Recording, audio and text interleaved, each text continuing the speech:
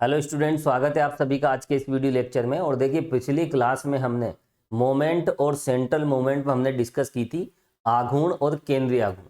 और देखिए, वैसे भी यहाँ पर हम ये भी देख चुके हैं कि जो आघूर्ण होते हैं उन्हें हम किससे डिनोट करते हैं, म्यू आर डैश से। और जो केंद्रीय आघूर्ण होते हैं सेंट्रल मोमेंट, उन्हें हम किससे डिनोट करेंगे, म्यू आर से। तो मोमेंट को सिंपली हम म्यू आर डैश से, और जो सेंट्रल मोमेंट है उन्हें हम किससे डिनोट करेंगे, म्यू आर से। और देखिए, ये भी हमने देखा था कि हम इसे किस तरह से कैलकुलेट करते हैं। तो देखिए, म्यू आर डैश को कैलकुलेट करने के लिए इस तरह का देखिए फॉर्मूला हम यूज करते हैं। और जब बात आती है सेंट्रल मोमेंट की, केंद्रीय आघूर्णों की, तो देखिए ये किस तरह से कैलकुलेट होगा, ये लीजिए। और देखिए, ये सब पिछले वीडियो में देखिए काफी हम इस पर डिस्कस कर चुके हैं। यहाँ पर जो सेंट्रल मोमेंट होता है केंद्रीय आघूर्ण में x बार होता है, और सिंपली जो आघूर्ण है ओनली मूवमेंट, तो वहां पर देखिए कोई भी एक आर्बिट्रेरी पॉइंट ए लिया जाता है। तो देखिए, यहाँ पर अगर किसी बिंदु ए के सापेक्ष अगर आघूर्ण निकालें तो वो म्यू आर डैश है। और यहाँ माध्य के सापेक्ष x बार के सापेक्ष अगर हम आघूर्ण हम निकालें, मोमेंट कैलकुलेट करें, तो वो सेंट्रल मोमेंट है, केंद्रीय आघूर्ण है। तो केंद्रीय आघूर्ण में देखिए यहाँ x बार होता है, और आघूर्ण में यहाँ पर क्या होता है, कोई सा भी एक आर्बिट्रेरी पॉइंट हो सकता है, स्वेच्छ बिंदु हो सकता है। और देखिए, उसके बाद हमने यहाँ पर इसके कुछ पर्टिकुलर केस भी हमने देखे थे। म्यू जीरो और म्यू जीरो डैश, इनकी वैल्यू कितनी होती है, देखिए 1 होती है। उसके बाद देखिए हमने म्यू वन डैश की हमने बात की थी, तो म्यू वन डैश किसके इक्वल आया था, देखिए डी के इक्वल आया था। और डी क्या था, देखिए एक्स बार माइनस ए। और उसके बाद देखिए हमने म्यू वन की बात की थी, म्यू वन की वैल्यू कितनी थी, 0 थी। और देखिए, अगर हम बात करें म्यू टू की, तो म्यू टू कितना था, देखिए सिग्मा स्क्वायर, यानी स्टैंडर्ड डेविएशन का स्क्वायर, दैट इज वेरिएंस, प्रसरण भी हम इसे कह सकते हैं। तो म्यू टू किसके इक्वल था, देखिए सिग्मा स्क्वायर, मानक विचलन के वर्ग के बराबर। और इसके बाद देखिए हमने म्यू टू डैश भी हमने कैलकुलेट किया था, वो था देखिए एस स्क्वायर के इक्वल। और एस क्या है, देखिए वर्ग माध्य मूल विचलन, है ना, रूट मीन स्क्वायर डेविएशन। तो देखिए, ये सब बातें मैं आपको बता चुका हूं। और यहां पर देखिए, आज का जो हमारा टारगेट है, मोमेंट और सेंट्रल मोमेंट में क्या रिलेशन होता है, यानी हमें इन दोनों में रिलेशन यहां पर देखना है। Relation between mu r and mu r dash, दोनों में आपस में क्या रिलेशन होता है, देखिए बहुत इंपॉर्टेंट है।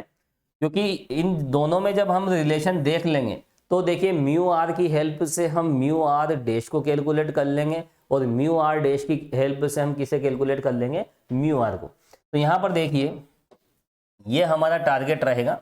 तो चलिए आप हेडिंग डालें, लिखें आप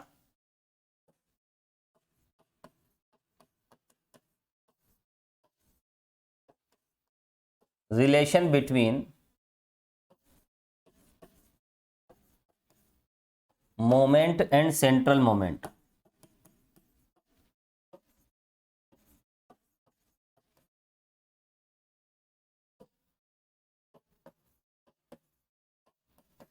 आघूर्ण तथा केंद्रीय आघूर्णों में संबंध।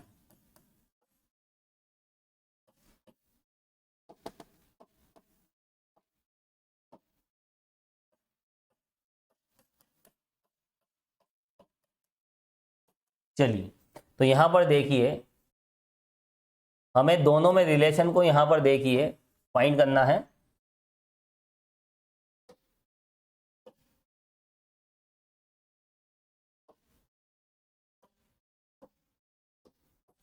चलिए, तो यहां पर देखिए म्यू आर और म्यू आर डैश के बीच में हमें यहां पर रिलेशन फाइंड करना है। तो देखिए हम किस तरह से फाइंड करेंगे।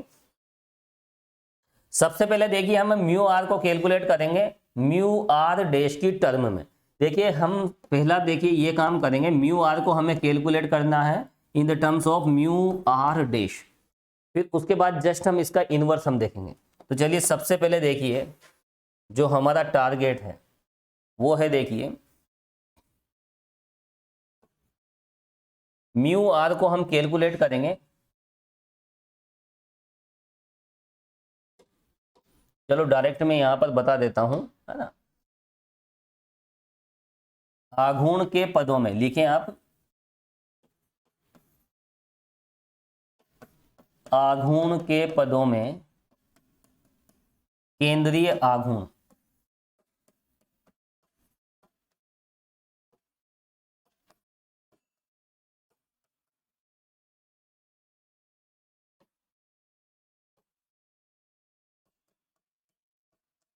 सेंट्रल मोमेंट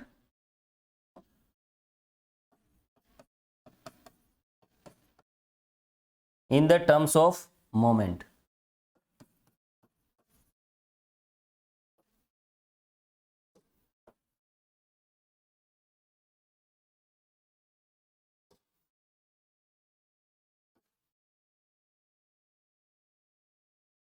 तो देखिए यहाँ पर सेंट्रल मोमेंट्स को मोमेंट्स की टर्म्स में हमें फाइंड करना है। तो यहाँ पर देखिए हम रिलेशन निकालेंगे। रिलेशन यहाँ पर दो तरह से हम निकालेंगे, मोमेंट्स को सेंट्रल मोमेंट्स की टर्म्स में और सेंट्रल मोमेंट्स को मोमेंट्स की टर्म्स में। तो यहाँ पर देखिए पहला जो हमारा टारगेट है, हम सेंट्रल मोमेंट्स को क्या करेंगे, मोमेंट्स की टर्म्स में हम यहाँ पर फाइंड करेंगे। तो सेंट्रल मोमेंट का मतलब क्या है, देखिए म्यू आर। तो म्यू आर को हमें म्यू आर डैश की टर्म में हमें देखिए यहाँ पर फाइंड करना है। तो देखिए सबसे पहले यहाँ पर हम म्यू आर को लेके चलेंगे। तो चलिए यहाँ पर ये वाला पोर्शन हम देखेंगे सबसे पहले, और उसके बाद देखिए यहाँ पर इसके बाद जस्ट हम इनवर्स हम देखेंगे।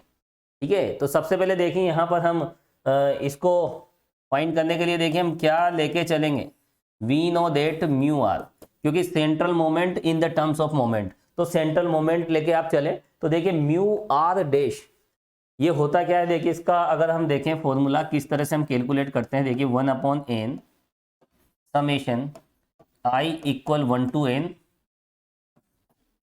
F I X I minus X bar. अब यहां पर देखिए हमें कौन सी टर्म लानी है, हमें म्यू आर डैश वाली टर्म लानी है। और देखिए म्यू आर डैश होता क्या है, 1/n summation F X minus A की पावर आर, यानी हमें इस तरह की एक टर्म हमें लाके यहाँ पर दिखानी है। देखिए यहाँ पर ऐसा केस है, और यहाँ पर हमें x माइनस ए हमें लाना है। और चाहे तो देखिए ये i आप शो करें या ना करें, ठीक है, i आप हटा सकते हो, ये कॉमन सी बात है, जनरल सी बात है। अब यहाँ पर देखिए x माइनस ए वाली टर्म हमें लाना है, तो हम क्या करेंगे, देखिए यहाँ पर देखिए a सब्ट्रैक्ट कर देंगे और a को ऐड कर देंगे। ठीक है, तो a को आप जोड़ दीजिए, घटा दीजिए, क्योंकि हमें देखिए म्यू आर डैश लाना है। तो उसके लिए हमें क्या करना होगा, यहाँ पर summation i equal 1 to n F आई, और यहाँ पर देखिए एक्स आई माइनस ए, हमने ए प्लस कर दिया है, माइनस और प्लस भी कर देंगे, और यहाँ पर देखिए प्लस भी हम कर देते हैं इस तरह से। और यहाँ पर देखिए फाइनल इस पे आर पावर भी होती है, ये लीजिए, ठीक है, आर पावर आप लगा लीजिए। तो यहाँ पर हमने देखिए ए प्लस किया, हमें तो एक्स माइनस ए बनाना है, क्योंकि ये टर्म किस में आती है, आघूर्ण में, म्यू आर डैश में। ठीक है, चलिए तो यहाँ पर देखिए हमने माइनस ए प्लस ए किया है। अब हमें सिंपली यहाँ पर कैलकुलेशन करनी है। तो देखिए 1/n summation i equal 1 to n F आई और एक्स आई माइनस ए। और देखिए पिछली क्लास में हमने यहाँ पर देखिए एक्स बार माइनस ए को हमने किससे डिनोट किया था, डी से। तो यहाँ पर देखिए ये बन जाएगा डी, माइनस कॉमन ले लेंगे और ये हो गया आर। और ये ऐसे क्यों हुआ, साइड में मैं लिख देता हूं, एक्स बार माइनस ए को स्पेशली यहां पर किससे डिनोट किया जाता है, डी से, है ना, deviation of mean from point A. इस पॉइंट ए से जो मीन का जो डेविएशन है वही तो डी है, यानी एक्स बार माइनस ए होता है, ये आप ध्यान रखें।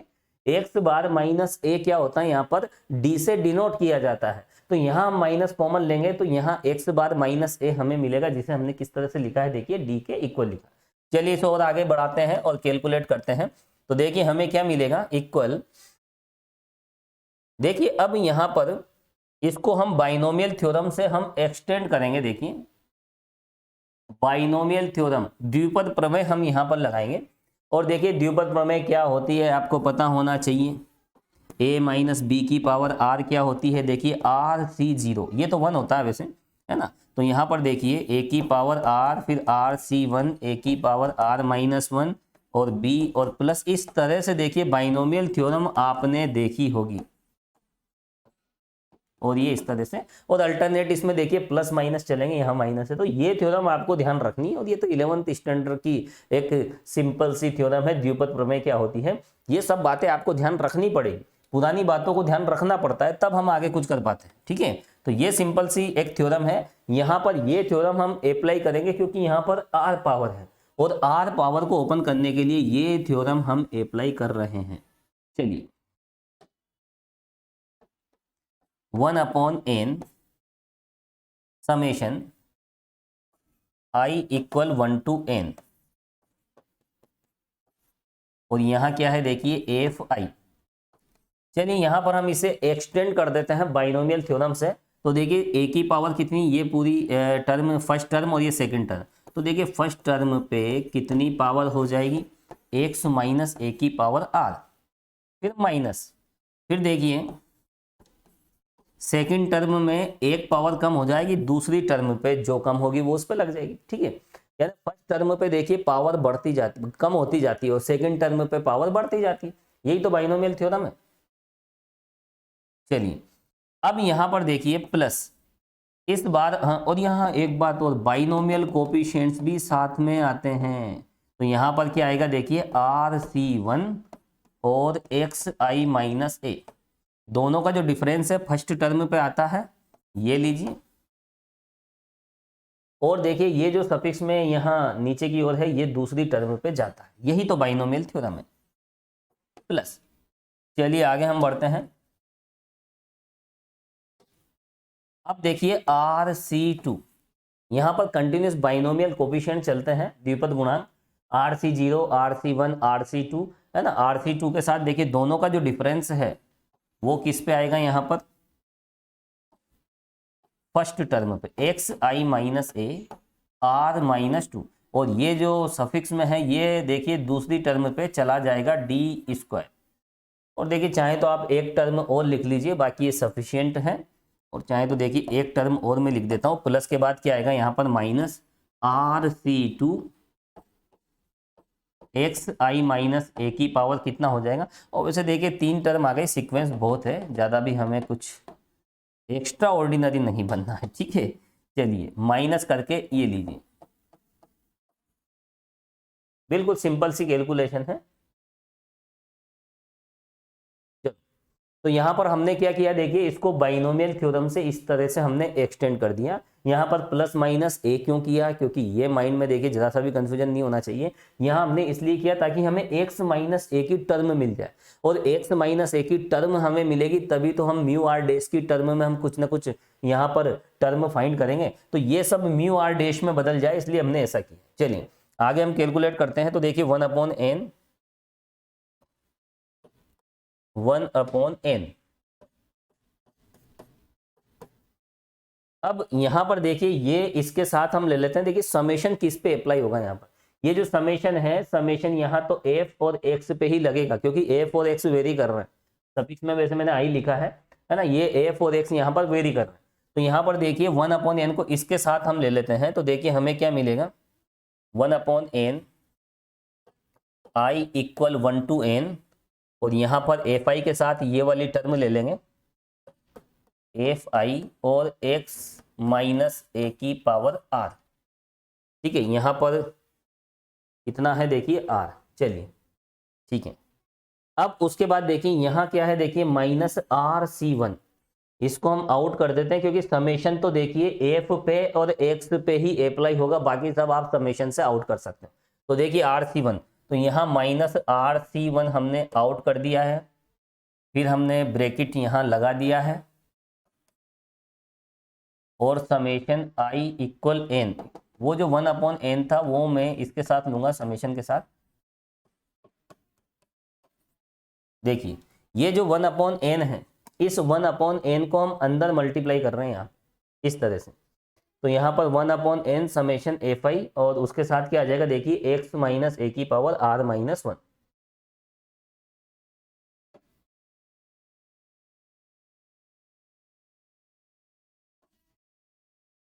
और देखिए जो d है वो d भी हम आउट कर देंगे, इस d को भी आउट कर दीजिए।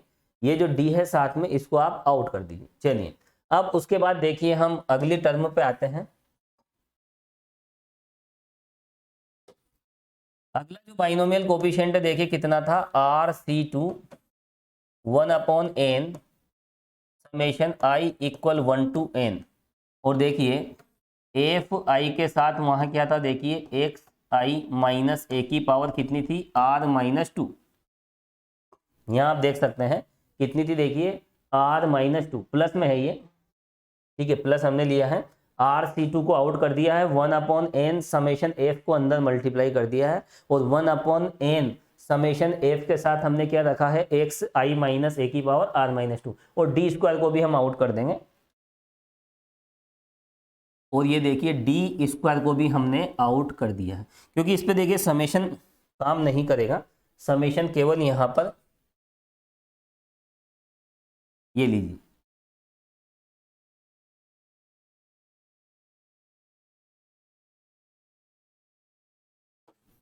D square. और यहाँ पर देखिए इसमें और भी आगे सीरीज बढ़ेगी, तो देखिए आगे और भी टर्म आएगी, तो इसको देखिए माइनस के साथ हम इस तरह से आगे छोड़ देते हैं, ये लीजिए। तो बिल्कुल सिंपल सी कैलकुलेशन है। देखिए यहाँ पर हमने क्या किया, ये कैलकुलेशन आप देखें, हमने यहाँ पर समेशन एफ को भीतर लिया, जितने भी डी थे वो आउट कर दिए, और यहाँ पर जितने भी बाइनोमियल कोफिशिएंट थे RC1 RC2 इसको भी समेशन से आउट कर दिया। तो यहाँ पर इसको समेशन से आउट किया है, एक मिनट देखिए, एक तो हमने इसको समेशन से आउट किया है और एक डी को समेशन से आउट किया है, और ये इसलिए किया है क्योंकि इस पे समेशन काम नहीं करेगा, है ना। समेशन किस पे यहाँ पर देखिए काम करेगा, एफ और एक्स पे जो वेरी करेगा, ठीक है, क्योंकि समेशन की लिमिट क्या है, देखिए आई की लिमिट है आई इक्वल 1 to n, तो जहां जहां देखिए वेरिएबल्स होंगे वहीं पे समेशन अप्लाई होगा, ठीक है। अब देखिए यहाँ पर अगर हम देखें तो ये देखिए थोड़ा सा हम छोटा बना लेते हैं। यहाँ देखिए लेफ्ट में देखिए म्यू आर डैश, यहाँ लेफ्ट में क्या है, म्यू आर, ठीक है, म्यू आर डैश नहीं है, म्यू आर है। और इस म्यू आर की वैल्यू देखिए अगर हम कैलकुलेट करें तो देखिए म्यू आर हमें क्या मिला है, देखिए ये पूरी टर्म क्या है, देखिए ये बनेगी म्यू आर डैश, ये म्यू आर डैश का फॉर्मूला होता है -RC1। और देखिए ये क्या बनेगा, ये बनेगा यहाँ पावर r-1 है, तो ये बनेगा म्यू r-1 डैश, और साथ में क्या है देखिए डी है, फिर प्लस, फिर क्या है देखिए RC2, और ये जो फॉर्मूला है ये किसका बन जाएगा, देखिए mu r-2, mu dash r-2, और साथ में क्या है देखिए डी स्क्वायर, और ये माइनस, और ये है देखिए फाइनल सीरीज। तो यहाँ पर आप देख सकते हो कि यहाँ ये एक स्टैंडर्ड रिजल्ट हमें मिला है, और यही है देखिए फाइनल रिजल्ट, यही रिप्रेजेंट करेगा यहाँ पर relation between moment and central moment. चलिए यहाँ पे इम्प्लाइज करके हम लेफ्ट में, लेफ्ट वाला पोर्शन क्या चल रहा था, यहाँ पर देखिए म्यू आर, तो ये आप नोट कर लीजिए, ये हमें फाइनल रिजल्ट मिला है, ये है फाइनल रिजल्ट।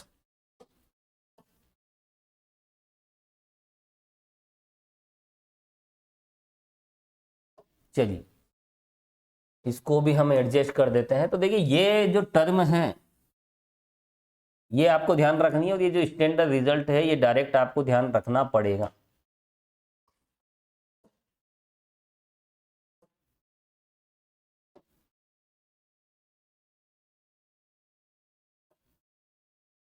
चलिए तो यहाँ पर देखिए ये जो फाइनल रिजल्ट हमें मिला है, ये रिजल्ट आपको डायरेक्ट ध्यान रखना, और देखिए याद रखना बहुत आसान है। ये जो फॉर्मूला है देखिए म्यू आर और म्यू आर डैश के बीच में एक रिलेशन है, आघूर्ण और केंद्रीय आघूर्णों के बीच में एक रिलेशन को ये दर्शाता है। अब यहाँ पर देखिए याद रखने का तरीका भी बिल्कुल आसान है। यहाँ पर आप देख सकते हैं, यहाँ पर राइट साइड में देखिए अल्टरनेट प्लस माइनस आ रहे हैं, और यहाँ पर देखिए कंटिन्यूअस बाइनोमियल कोफिशिएंट को भी आपको ध्यान रखना है। देखिए यहाँ क्या है, यहाँ है देखिए RC0, वैसे RC0 है, RC0 की वैल्यू 1 होती है इसलिए लिखते नहीं है, ठीक है। और फिर देखिए RC0 के बाद RC1 RC2, फिर आगे क्या आएगा RC3। और देखिए इसके बाद देखिए पहली बात तो ये ध्यान रखना है, दूसरी बात ये कि इसमें अल्टरनेट प्लस माइनस आ रहा है, और देखिए तीसरी बात क्या है कि इसमें डी से मल्टीप्लाई करते जाएं आप। देखिए यहाँ डी से मल्टीप्लाई करोगे तो डी, फिर डी स्क्वायर, फिर अगला क्या आ जाएगा डी क्यूब। तो यहाँ पर देखिए डी से मल्टीप्लाई होता जा रहा है, और बाइनोमियल कोफिशिएंट्स कंटिन्यूअसली है, और यहाँ पर अल्टरनेट प्लस माइनस है। और एक बात और देखिए यहाँ पर म्यू आर है तो शुरुआत म्यू आर डैश से होगी। इधर देखिए, इधर अगर म्यू 5 है तो इधर शुरुआत म्यू 5 डैश से होगी। किससे होगी? म्यू 5 डैश से। इधर अगर म्यू 4 को कैलकुलेट करना है तो शुरुआत किससे होगी? म्यू 4 डैश से। ये बिल्कुल सेम है, ठीक है। तो ये छोटी छोटी बातें आपको ध्यान रखना पड़ेगा। और फिर उसके बाद देखिए यहाँ पर देखिए आर है, r-1, r-2।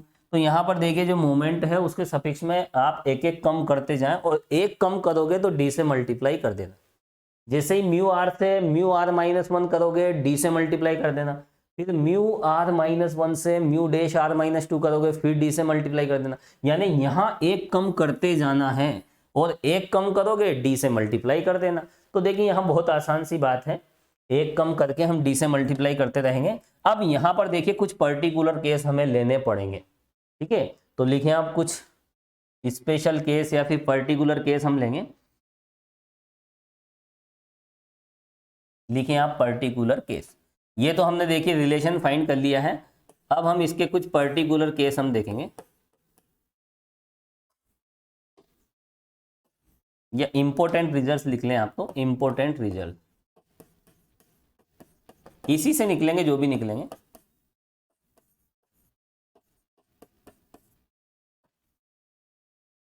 देखिए सबसे पहला जो रिजल्ट है, देखिए सबसे पहले हम कैलकुलेट करेंगे, देखिए म्यू 0 को, क्योंकि हमें सेंट्रल मोमेंट चाहिए मोमेंट्स की टर्म में। केंद्रीय आघूर्णों का मान आघूर्ण के पदों में ज्ञात करने के लिए ये रिलेशन यूज किया जाता है। बहुत इंपॉर्टेंट रिलेशन है। और देखिए यहाँ पर डी की जगह हम क्या लिख सकते हैं? यहाँ पर देखिए डी होता है म्यू 1 डैश। डी क्या होता है? Mu 1 dash. ये तो आपको मैं बता चुका हूँ, डी जो होता है वो होता है म्यू 1 डैश। तो आप डी से मल्टीप्लाई करें या फिर म्यू 1 डैश से आप मल्टीप्लाई करें, एक ही बात है। यहाँ पर आप डी की जगह म्यू 1 डैश भी लिख सकते हो सब जगह, है ना। ये तो हमने देखिए पिछली क्लास में हमने देखा ही था। अब यहाँ पर देखिए म्यू 0, और देखिए म्यू 0 की वैल्यू तो कितनी होती है? 1 होती है। ये तो आपको डायरेक्ट पता होना चाहिए। पिछली क्लास में हमने एक टेबल भी बनाई थी जिसमें हमने म्यू आर और म्यू आर डैश के कुछ पर्टिकुलर केस हमने लिए थे, तो ये आपको डायरेक्ट ध्यान रखना है। और देखिए म्यू 1 की वैल्यू कितनी होती है? 0। ये भी आपको पता होना चाहिए। आपके सिलेबस में देखिए फर्स्ट 4 मोमेंट है, यानी म्यू 4 तक आपको ध्यान रखना पड़ेगा। म्यू 4 तक चलेंगे। अब देखिए हम बात करें किसकी, तो यहाँ तो देखिए ये तो मैं स्पेस बचा लेते हैं थोड़ा सा। म्यू 0 ये था, और म्यू 1 की वैल्यू कितनी थी? देखिए 0। अब हम आते हैं किस पे? म्यू 2 पे। तो देखिए म्यू 2 की शुरुआत कहाँ से होगी? इसको कैलकुलेट करेंगे म्यू डैश।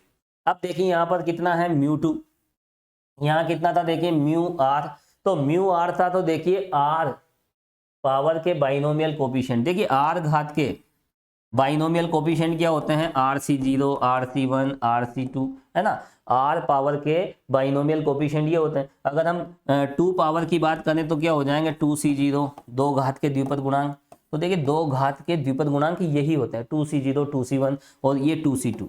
आगे तो जाएगा नहीं, 2C3 होता नहीं है, ठीक है। तो यहाँ पर देखिए बाइनोमियल कोफिशिएंट भी हमें साथ के साथ लेके चलने पड़ेंगे। और देखिए 2 घात के, अगर किसी टर्म पे 2 पावर आ जाती है तो binomial coefficient 2C0, 2C1, 2C2 होते हैं, और उनकी वैल्यूज आपको डायरेक्ट ध्यान रखना है। ये वैल्यूज आपको डायरेक्ट ध्यान रखना है, मैं आपको बता देता हूँ, कहीं भी आप लिख लीजिए। देखिए 1C0 1 होता है और 1C1 1 होता है, ठीक है। ये आपको पता होना चाहिए। फिर उसके बाद देखिए 2C0, 2C1 और 2C2, इनकी वैल्यू क्या होती है? देखिए 1 to 1। ये रिजल्ट आपको ध्यान रखने पड़ेंगे। और उसके बाद देखिए 3C0, 3C1, 3C2, 3C3, ये होता है 1 3 3 1। ये बहुत इंपॉर्टेंट है। देखिए यहाँ ये बातें आपको ध्यान रखना ही पड़ेगा, क्योंकि देखिए टाइम भी हमें बचा के चलना पड़ता है, ठीक है। टाइम बचाना पड़ेगा। और उसके बाद देखिए अगर हम 4 डिग्री की बात करें, है ना, इस तरह से 4 घात आ जाती है a + b की पावर 4। तो इसमें जब हम इसको एक्सटेंड करेंगे द्विपद प्रमेय से, बाइनोमियल थ्योरम से, तो 4C0 से लेकर 4C4 तक के जो बाइनोमियल कोफिशिएंट्स हैं उनकी हमें रिक्वायरमेंट रहेगी। तो ये भी आपको ध्यान रखना है। 4C0, 4C1, 4C2, 4C3 और 4C4, ये क्या होता है? देखिए 14641। ये भी रिजल्ट आपको ध्यान रखना पड़ेगा। डायरेक्ट आप इन्हें ध्यान रखें, समय खराब न करें, ठीक है। बस हमें तो 4 पावर तक ही चाहिए, है ना। हमें तो फर्स्ट 4 मोमेंट चाहिए तो अभी फिलहाल ये सफिशिएंट है। और वैसे देखिए टोटल 5 पावर तक के तो आपको डायरेक्ट ध्यान रहना ही चाहिए। चलिए आगे हम बढ़े। तो यहाँ पर देखिए आप देखिए इस फॉर्मूले से आप ये कैलकुलेट ना करें, आप इसको प्रैक्टिकली थोड़ा सा क्या कि इसको प्रैक्टिस में लाएं तो बहुत आसानी से आप देखिए जितने भी सेंट्रल मोमेंट्स हैं, जितने भी केंद्रीय आघूर्ण हैं, उन्हें आप मोमेंट्स की पदों में लिख सकते हो, आघूर्ण के पदों में। ठीक है, तो सेंट्रल मोमेंट को मोमेंट के पदों में लिखने के लिए देखिए μ2 है तो μ2 डेज से आप शुरुआत कर दीजिए। फिर क्या आएगा देखिए माइनस, अब यहाँ पर 2 है तो 2 घात के जो द्विपद गुणांक हैं वो क्या है 2c0, 2c1 और 2c2, यानी 1 to 1 यहाँ पर कंटिन्यूसली हर एक टर्म के साथ आएंगे। पहली टर्म के साथ 1, दूसरी के साथ 2 और तीसरी के साथ 1 आ जाएगा। ठीक है, तो चलिए यहाँ पर 1 हमने लिया साथ में और μ2 डैश माइनस अगला बाइनोमियल कोफिशिएंट क्या है देखिए 2c0 और यहाँ आप एक कम कर दीजिए, तो एक कम करोगे तो ये बनेगा देखिए μ1 डैश, और एक कम करने के बाद आप किसका मल्टीप्लाई करते हो यहाँ पर d का, और d होता क्या है देखिए d वास्तव में μ1 डैश ही होता है। इस पूरे फॉर्मूले को आप यहाँ पर μ1 डैश की टर्म में भी लिख सकते हो। अब उसके बाद देखिए प्लस अगला बाइनोमियल कोफिशिएंट क्या है 1, ठीक है 1 को लिखते नहीं है, और μ1 डैश से आप एक कम करोगे तो क्या हो जाएगा μ0 डैश, और ये d है इसका भी हम मल्टीप्लाई कर देंगे। इसी टर्म में हम यहाँ एक कम करेंगे और d से मल्टीप्लाई करेंगे, नेक्स्ट टर्म आ जाएगी। बहुत आसान है, यहाँ आप एक कम कर दीजिए और d से मल्टीप्लाई कर दीजिए इसी टर्म को। ठीक है, और बाइनोमियल कोफिशिएंट अगला वाला ले लीजिए, तो यहाँ अगला जो बाइनोमियल कोफिशिएंट है वो 1 है। और इस फॉर्मूले से भी आप देखें तो देखिए यहाँ कितना होगा μ2 डैश माइनस यहाँ हो जाएगा 2c1, 2c1 कितना बनेगा 2, और यहाँ आप 1 रखोगे, 1 क्या 2, तो ये आ जाएगा μ1 डैश और साथ में d, तो यहाँ पर आप पुट कर दीजिए, यही रिजल्ट हमें मिलेगा। और देखिए इसको भी हम सोल्व कर लेते हैं, इसको हम फाइनली सोल्व करें तो हमें क्या मिलेगा देखिए यहाँ पर देखिए d होता क्या है, d होता है μ1 डैश, तो यहाँ पर देखिए μ1 डैश हम यहाँ पर पुट कर देंगे, तो यहाँ पर देखिए -2 μ1 डैश का स्क्वायर और प्लस ये μ0 डैश कितना होता है, चलिए एक काम करते हैं हम यहीं पे लिख देते हैं इसमें, ये लीजिए μ2 डैश -2 μ1 डैश, इसकी वैल्यू देखिए कितनी होती है μ1 डैश, d की वैल्यू μ1 डैश होती है, तो ये μ1 डैश का होल स्क्वायर प्लस ये हो जाता है 1, और d की जगह हम क्या रख सकते हैं μ1 डैश का स्क्वायर, यानी हम d को भी यहाँ से हटा देते हैं, हम तो μ1 डैश की टर्म में रिजल्ट को ले आते हैं। चलिए अब आप इसे सोल्व करोगे तो सोल्व करने पे देखिए हमें क्या मिलेगा, तो यहाँ पर आप देख सकते हैं μ2 डैश माइनस μ1 डैश का होल स्क्वायर, तो देखिए ये होती है μ2 की वैल्यू। और देखिए बार बार इसको आप प्रैक्टिस में लाएं, रटने वाली बात नहीं है, हमने μ2 को कैलकुलेट कर लिया है। ठीक है, अब देखिए इसके बाद तो यहाँ पर देखिए हमने एक तो μ1 μ0 μ1 और μ2 ये तीनों हमने कैलकुलेट कर लिए हैं किसके पदों में, आघूर्ण के पदों में, यानी μr डैश के पदों में। अब देखिए हम μ3 को कैलकुलेट कर लेते हैं, इसको तो हम मिटा देते हैं। देखिए अब μ3 के लिए देखिए ये वाले कोफिशिएंट यूज में होंगे 1 3 3 1, प्रैक्टिकली आपको देखिए प्रैक्टिस में लाना है यहाँ पर।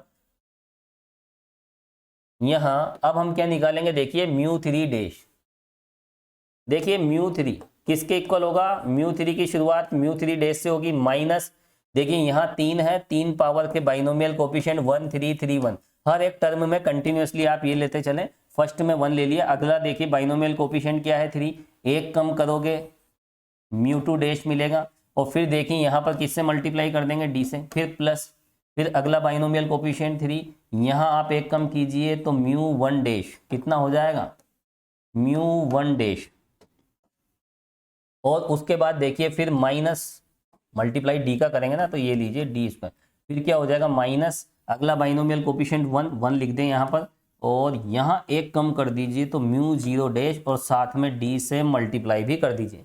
तो देखिए यहाँ पर रटने वाली कोई बात नहीं है, आप प्रैक्टिस में इसे लाएं तो देखिए आप इजीली डायरेक्ट आप ये लिख सकते हो। और देखिए ये तो बहुत बेसिक है, स्टैटिस्टिक्स में काफ़ी बेसिक सी बातें हैं, ये आपको ध्यान रखना ही पड़ेगा।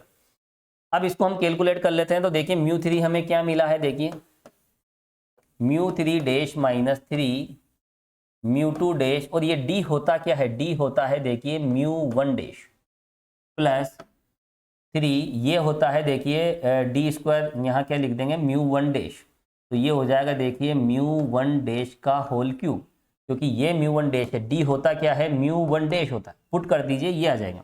और ये देखिए ये तो म्यू 0 डैश क्या होता है 1, जैसे यहाँ 0 आता है तो चाहे वो म्यू 0 हो या फिर म्यू 0 डैश हो, दोनों ही 1 होते हैं, बता चुका हूँ पिछली क्लास में। ये 1 और डी की जगह ये रखेंगे तो यहाँ हो जाएगा देखिए म्यू 1 डैश का होल क्यूब। ये दो बातें आपको ध्यान रखनी है ना, साइड में मैं लिख देता हूँ वैसे, है ना, क्योंकि म्यू 1 डैश होता क्या है, ये जो डी होता है ये म्यू 1 डैश होता है।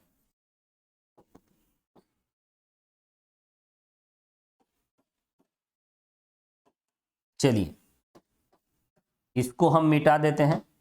अब यहां पर देखिए म्यू 3 हमने कैलकुलेट कर लिया है, तो देखिए central moment in the terms of moment, यहाँ पर राइट साइड में आघूर्ण है, जितने भी डैश वाले हैं ये सब आघूर्ण है, और ये जो यहाँ विदाउट डैश इसे हम कहते हैं केंद्रीय आघूर्ण, सेंट्रल मोमेंट। तो यहाँ पर देखिए जितने भी आघूर्ण हैं केंद्रीय आघूर्ण, उन केंद्रीय आघूर्णों को हमने आघूर्ण के पदों में हमने लिख लिया है। अभी चलो इसको हम एक बार और आगे भी कैलकुलेट कर लेते हैं, अभी आगे भी देखिए कैलकुलेशन हो रही है। Mu 3 dash minus 3 mu 2 dash और म्यू 1 डैश, ये दोनों आपस में सोल्व हो जाएंगे तो ये आ जाएगा देखिए 2 म्यू 1 डैश का होल क्यूब, ये लीजिए। तो देखिए इस तरह से यहाँ पर हमें फाइनल रिजल्ट मिला है, ये है देखिए फाइनल म्यू 3 की वैल्यू।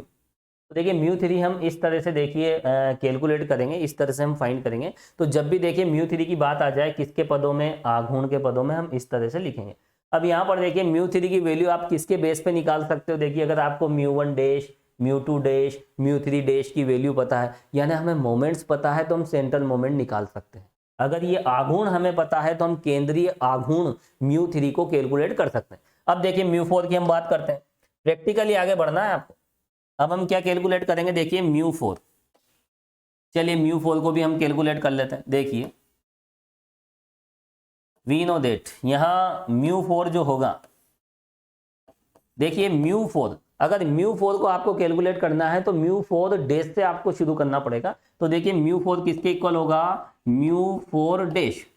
अब देखिए यहाँ पर बाइनोमियल कोफिशिएंट चलते हैं, जब हमने म्यू आर को कैलकुलेट किया था वहाँ RC0, RC1, RC2, RC3 इस तरह से बाइनोमियल कोफिशिएंट्स वहाँ पर चल रहे थे।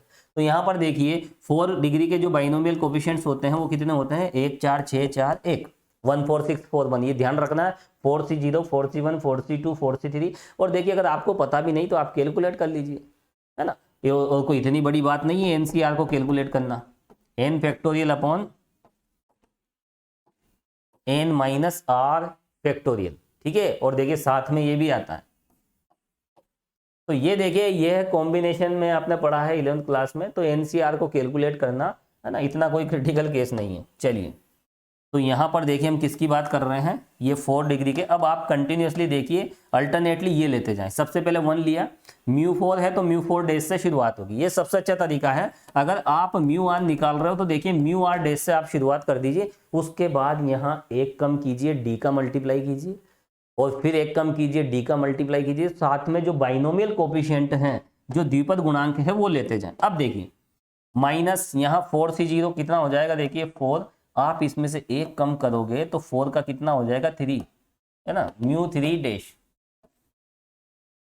म्यू 3 डैश, और साथ में डी से मल्टीप्लाई कर देंगे। अगला बाइनोमियल कोफिशिएंट ये ले लिए, अगला क्या है 6, 1 कम कीजिए, mu 2 dash D square, minus अगला बाइनोमियल कोफिशिएंट कितना है, देखिए 4, इसमें से आप 1 कम कर दीजिए सफिक्स से, तो यहाँ देखिए म्यू 1 डैश और साथ में डी का मल्टीप्लाई प्लस, फिर यहाँ पर अगला बाइनोमियल कोफिशिएंट 1 लिख दिया है, 1 कम कीजिए तो देखिए यहाँ पर म्यू 0 डैश, क्या मिलेगा हमें, म्यू 0 डैश, और यहाँ डी से आप मल्टीप्लाई करोगे तो D4 हमें मिल जाए। बिल्कुल आसान सी प्रोसेस है। और देखिए इस प्रोसेस को हम क्यों फॉलो कर रहे हैं, देखिए क्योंकि यहाँ पर इस सिस्टम को आपको समझना है, ठीक है। पहले आप ये वाला सिस्टम समझ लें और इस सिस्टम के अकॉर्डिंग ही यहाँ पर देखिए जो भी काम कर रहे हैं इस सिस्टम के अकॉर्डिंग कर रहे हैं, ठीक है। ये फाइनल मेन जो स्टैंडर्ड रिजल्ट है वो ये है, ये सब पर्टिकुलर केस है। अब यहाँ पर चलिए हम कैलकुलेशन करते हैं। चलिए इसकी जो कैलकुलेशन होगी, देखिए बहुत आसान सी कैलकुलेशन है, mu 4 dash minus 4 mu 3 dash, और यहाँ देखिए डी की जगह क्या करेंगे हम, म्यू 1 डैश हम लिख देंगे, क्योंकि राइट साइड में हमें मोमेंट चाहिए, आघूर्ण चाहिए, तो हर जगह डैश वाले पद हम लिख सकते हैं। हालांकि यहाँ पर डी क्या होता है, डी का मान म्यू 1 डैश होता है, ठीक है, एक ही बात है, डी लिखें या फिर म्यू 1 डैश लिखें। तो यहाँ पर देखिए डी से मल्टीप्लाई करें या सीधे आप म्यू 1 डैश से मल्टीप्लाई करें, एक ही बात है। चलिए अब यहाँ पर हम कैलकुलेट करें तो देखिए 6 म्यू 2 डैश, और यहाँ क्या लिख सकते हैं हम, देखिए म्यू 1 डैश का होल स्क्वायर, डी की जगह हम ये पुट कर रहे हैं, और देखिए माइनस यहाँ पर देखिए ये लास्ट की जो दो टर्म होती है ये आपस में सोल्व हो जाती है। चाहे आपने देखिए ये म्यू 3 देखा होगा, तो यहाँ ये दोनों आपस में, है ना, इन दोनों को आपस में हम ऐड कर सकते हैं, बिल्कुल इक्वल टर्म होती है ना, तो यहाँ इन दोनों को हम आपस में सब्ट्रैक्ट कर सकते हैं। अब यहाँ भी देखिए ये तो हो जाता है 1, म्यू 0 डैश कितना होता है, चलिए मैं यहाँ बता देता हूँ, एक स्टेप बढ़ा देते हैं। ये देखिए ये भी म्यू 1 डैश है, 3 पावर और 1 पावर कितनी हो जाएगी, देखिए म्यू 1 डैश की कितनी, 4 पावर हो जाएगी, क्योंकि डी की वैल्यू ये आप यहाँ पुट कर दीजिए, तो म्यू 1 डैश की 3 पावर आपको मिलेगी। और ये कितना होता है, ये तो 1 होता है, ठीक है, तो 1 रखोगे तो d4 बचेगा, d4 का मतलब क्या है, म्यू 1 डैश की पावर 4। देखिए लास्ट टू टर्म देखिए सोल्व हो जाती है, तो देखिए mu 4 dash minus 4 mu 3 dash mu 1 dash plus 6 mu 2 dash mu 1 dash का होल स्क्वायर, और ये दोनों अगर सोल्व करें तो माइनस का 3 म्यू 1 डैश की पावर 4, ये लीजिए। तो देखिए इस तरह से यहाँ पर हमने म्यू 4 को भी हमने देखिए इस तरह से जो भी मोमेंट है उनकी टर्म में हमने फाइंड कर लिया है। ये है central moment in the terms of moment, यानी केंद्रीय आघूर्णों को हमने आघूर्ण के पदों में यहाँ पर कैलकुलेट कर लिया है, ठीक है। चलिए अब इसके बाद यहाँ पर देखिए हमारा जो नेक्स्ट टारगेट रहेगा जस्ट इसका अपोजिट रहेगा। यहाँ पर हमने जितने भी केंद्रीय आघूर्ण थे उन्हें हमने आघूर्ण के पदों में व्यक्त किया। अब हमारा जो टारगेट है वो क्या है, देखिए जितने भी आघूर्ण हैं, जितने भी म्यू आर डैश है, उन म्यू आर डैश को म्यू आर के पदों में हम व्यक्त करेंगे, यानी moments in the terms of central moments. तो यहाँ पर जस्ट हम इनवर्स देखेंगे। तो चलिए नेक्स्ट टारगेट हमारा वही है, चलिए इसको तो आप नोट कर लीजिए। तो देखिए यहाँ पर ये रिजल्ट आपको ध्यान रखना है, और मैं थोड़ा सा आपको बता देता हूँ। यहाँ पर म्यू आर क्या है, देखिए म्यू आर होता ये है, और हमें इसको म्यू आर डैश की टर्म में हमें कैलकुलेट करना था, है ना, म्यू आर डैश यानी मोमेंट के पदों में हमें निकालना था। तो यहाँ हमने ए को सब्ट्रैक्ट किया, ए को ऐड किया। ऐसा क्यों किया, क्योंकि जो भी म्यू आर डैश होता है उसमें ये वाली टर्म आती है, तो वो बनानी पड़ेगी, वो प्लस माइनस कर सकते हैं, बैलेंस है ना। अब उसके बाद देखिए ये हमने इस तरह से इस क्वांटिटी को हम क्या मान के चलते हैं, डी मान के चलते हैं। तो यहाँ पर देखिए ये डी लिखा, बाइनोमियल थ्योरम से हमने इसको एक्सटेंड कर दिया है द्विपद प्रमेय से, और यहाँ पर समेशन को भीतर लिया, और जिस पे समेशन काम नहीं करेगा, ठीक है, जिस पे समेशन अप्लाई नहीं होगा उसको हम आउट कर सकते हैं। तो यहाँ पर देखिए ये जो कहाँ गई देखिए टर्म, हाँ यहाँ पर देखिए हम जैसे ही अंदर लेंगे तो यहाँ पर एक तो हम डी को आउट कर देंगे और इस बाइनोमियल कोफिशिएंट को भी हम आउट कर देंगे। तो ये बाइनोमियल कोफिशिएंट और डी को हमने आउट कर दिया है समेशन से। ये जो फॉर्मूले हैं ये सब किसके हैं, देखिए ये सब मोमेंट के हैं, आघूर्ण के हैं, है ना। अब यहाँ पर देखिए इसके बाद ये जो स्टैंडर्ड रिजल्ट है इसी में हमने कुछ पर्टिकुलर केसेस हमने अप्लाई किए हैं। तो यहाँ पर देखिए म्यू 0 ये तो जनरल है, ये तो कॉमन सी बात है, पिछली क्लास में बता चुका हूँ, ये तो वैसे ही ध्यान रख लिया करो, है ना। और उसके बाद देखिए म्यू 2 इस तरह से हमें मिला है, और म्यू 3 किस तरह से मिला है, इस तरह से। अब देखिए इसके बाद जो नेक्स्ट टारगेट हमारा रहेगा, है ना, आज के इस वीडियो लेक्चर में हम इतना ही देखेंगे। नेक्स्ट वीडियो लेक्चर में देखिए हमारा टारगेट रहेगा, हम मोमेंट को सेंट्रल मोमेंट की टर्म में हम लिखेंगे। दैट इज हम क्या करेंगे, हम म्यू आर डैश को म्यू आर के पदों में हम व्यक्त करेंगे, ठीक है। तो देखिए स्टूडेंट्स आज फिलहाल इतना ही, और नेक्स्ट वीडियो में हम फिर मिलेंगे। Thank you so much.